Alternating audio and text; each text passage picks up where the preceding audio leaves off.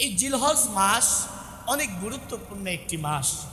এই মাসকে আল্লাহ রাসূল সাল্লাল্লাহু আলাইহি ওয়াসাল্লাম হাদিসের মধ্যে বলেছেন, মা মিন আইয়ামিল আমালু আস-সালিহু ফিহা আহাব্বু ইলাল্লাহ মিন হাদিহিল আইয়াম। আল্লাহ তাআলার কাছে রমজানুল মুবারক মাসের পরে সবচাইতে পছন্দনীয় দিনগুলো হলো এই জিলহজ মাসের 10 দিন। এই দিনের আমলগুলো আল্লাহর কাছে সবচাইতে প্রিয়। বলেন না সুবহানাল্লাহ। এই আমলগুলো কি? 1 নম্বর আমল, প্রত্যেকটি আমল কোরআন এবং হাদিস দ্বারা প্রমাণিত।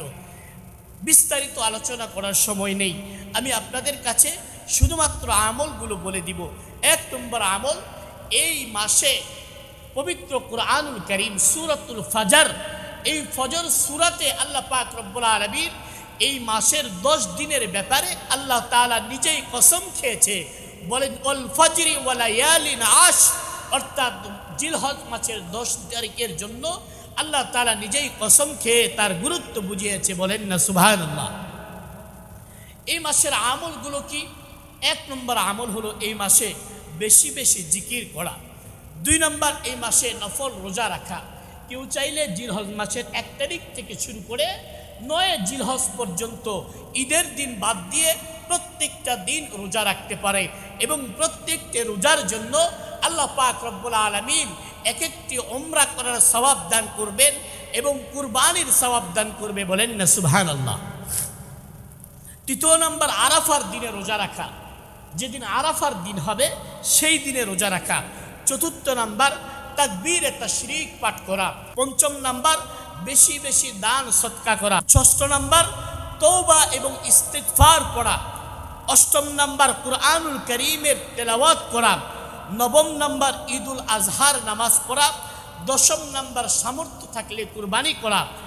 আর এর মধ্যে আরেকটি আমলের কথা বলা হয়েছে, জিলহজ মাসের 1 তারিখে যখন চাঁদ উঠবে, এই ব্যাপারে সহিহ বুখারীর হাদিস রয়েছে এবং সহিহ মুসলিমের হাদিসে আল্লাহ রাসূল বলেছেন, ইদা রাআইতুম হিলালা যিল হিজ্জা আরাদা আহাদুকুম আইয়াদহিয়া, যে ব্যক্তি জিলহজ মাসের চাঁদ দেখবে এবং সে কুরবানি করার যদি ইচ্ছা পোষণ করে, সে যেন ফাল ইমসিক আন শা'রিহি ওয়া আজফারিহি, সে যেন নিজের পশমগুলো, চুল, মাথার চুল, অবাঞ্ছিত পশম, সমস্ত পশম এবং হাতের নখ কাটা থেকে বিরত থাকে।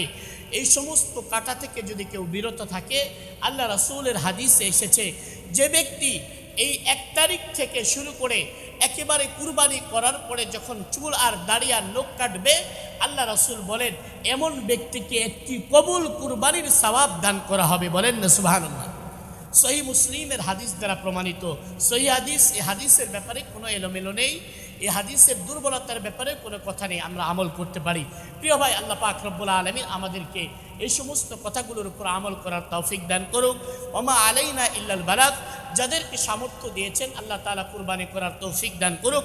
আল্লাহ রাসূলের হাদিসের মধ্যে বলেছেন, মান ওয়াজাদা লাহু সাআতান ওয়া লাম ইউযাহি ফালা ইয়াকরাবান্না মুসাল্লা, যে ব্যক্তিকে আল্লাহ তাআলা সামর্থ্য দিয়েছে কুরবানি করার মতো, কিন্তু সে ইচ্ছা করে কুরবানি করলো না, আল্লাহ রাসূল বলেছে খবরদার এই ব্যক্তি যেন আমার ঈদগাহ মাঠে না আসে।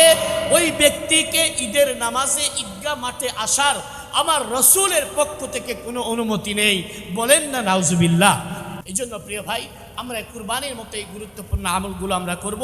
আপনাদের কাছে একটি গুরুত্বপূর্ণ কথা বলি, এই কুরবানির সামনে রয়েছে, সামনের সপ্তাহে আমরা কুরবানির জরুরি মাসাইলগুলো নিয়ে আলোচনা করব। আপনাদের প্রয়োজনীয় মাসালাগুলো আমাকে টেলিফোনের মাধ্যমে জানাইতে পারেন এবং মুয়াজ্জিম সাহেবকেও জানাইতে পারেন, কাগজ দিতে পারেন, কাগজের মাধ্যমে জানাইতে পারেন। আর প্রয়োজনীয় মাসালাগুলো আমরা আগামী সপ্তাহে আলোচনা করব। এই জন্য আপনাদেরকে উদারত আহ্বান করব একটু আগে ভাগে মসজিদে আসার জন্য, তাহলে আমরা শুরুর থেকে মাসালাগুলো জানতে পারবো এবং এই প্রয়োজনীয় মাসালাগুলো করে আমরা সঠিক নিয়তে, সঠিক নিয়মে যেন কুরবানি করতে পারি।